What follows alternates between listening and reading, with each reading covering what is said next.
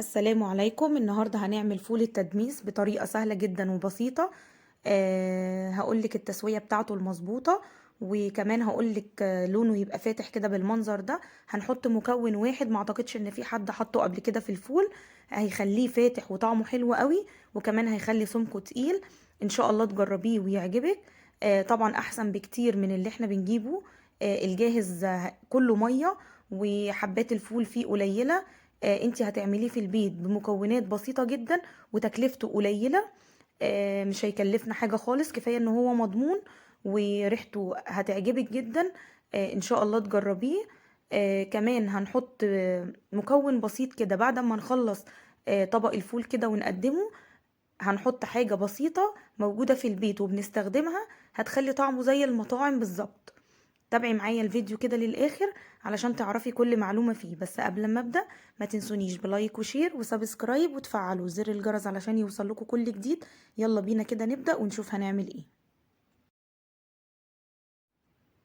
عندي هنا نص كيلو من فول التدميس. انا جايبه الفول اللي هو البلدي الفاتح، ما تجيبيش الغامق لان انت لما تيجي تسويه هيغمق لك الفول، فجيبي الحبايه اللي هي الفاتحه علشان يخلي لك الفول فاتح. غسلته كويس جدا وما نقعتوش. اهم حاجه ما ننقعوش، لان احنا لو نقعناه مده كبيره القشره بتاعت الفول نفسها مش هتستوي معاكي ومش هتبقى حلوه. فغسلناه بس. عندي الدماسه دي بتاخد نص كيلو بس من الفول. فانت لما تيجي تعملي في اي حاجه تخلي بالك ان انت تدي مساحة كويسة للفول عشان يستوي معاكي. يعني ما تمليش الحاجة على اخرها، لان احنا لسه هنحط مكونات ولسه هنحط مية. فكل ده هيكتر معايا، فعشان الفول يستوي معاكي كويس تديله مساحته الكافية علشان يستوي.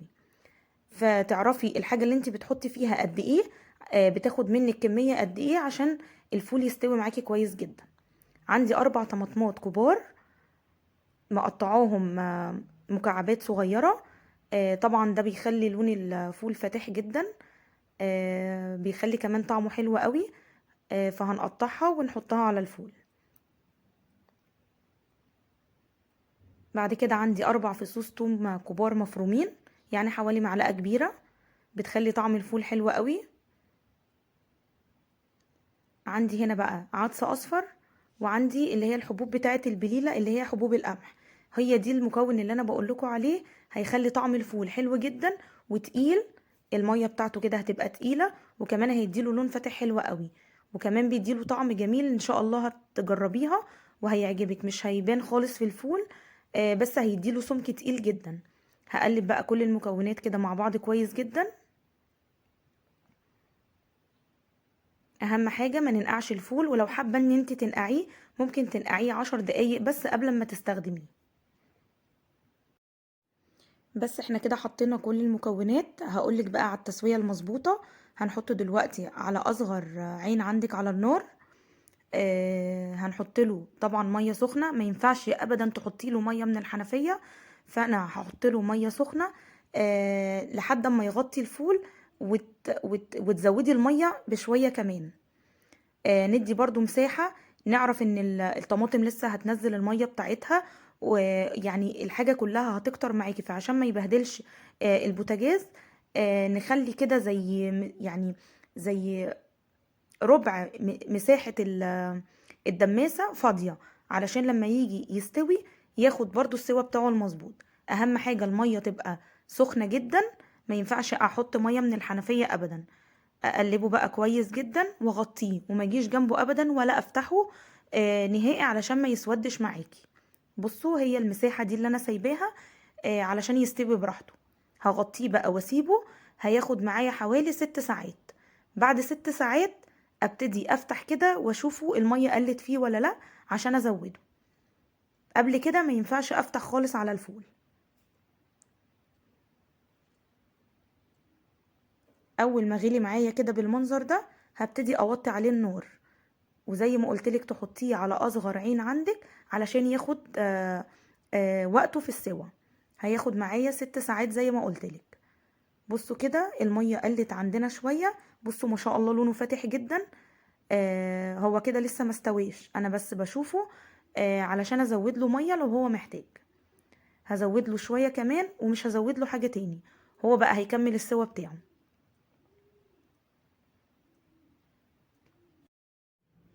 انا دلوقتي هزود له شوية مية تانيين، ومش هزود له بقى حاجة تاني خالص.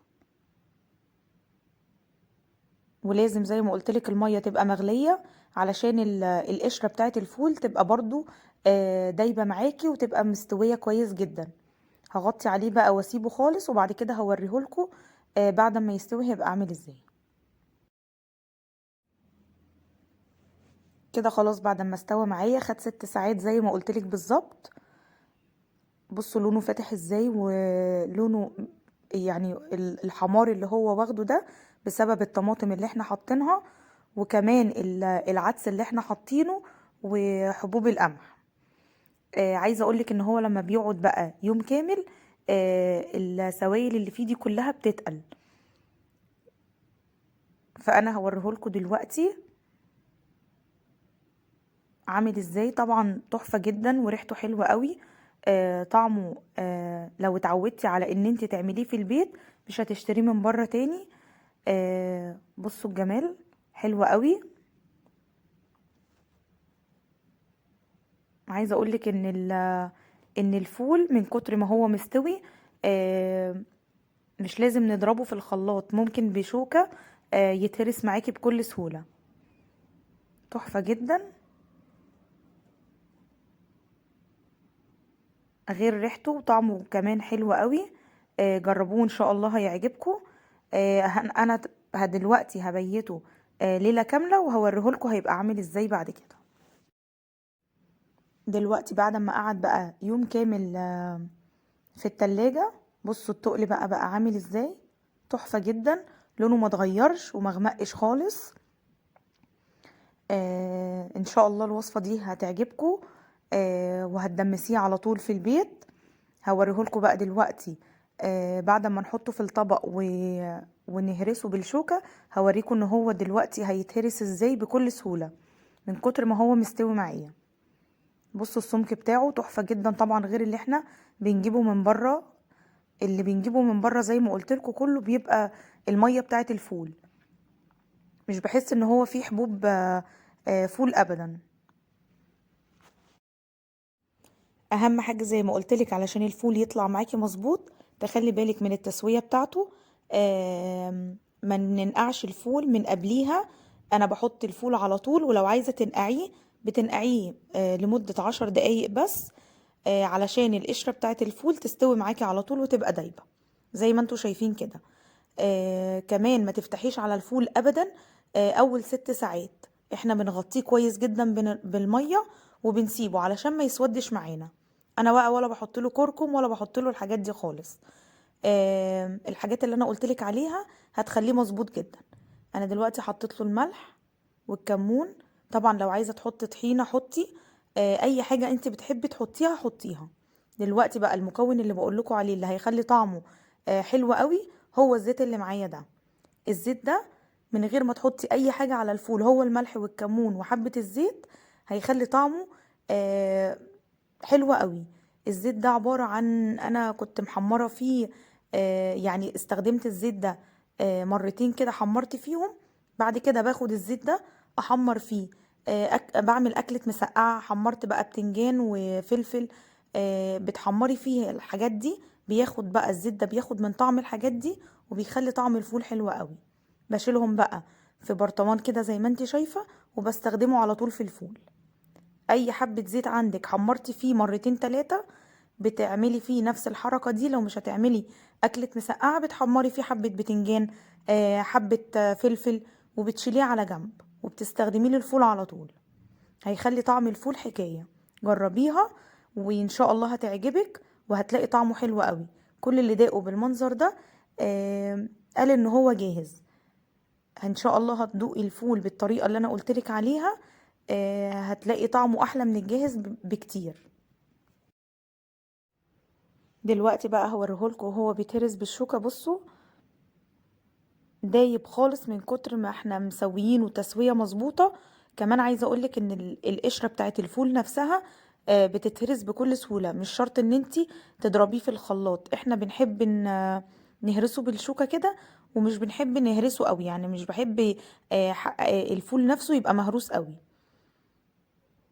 فبتعملي بالشوكة كده حاجة بسيطة وخلاص كده الفول جاهز معايا. تحفة جدا. لو مشيتي بنفس الخطوات اللي انا قلتلك عليها هتعملي احلى فول.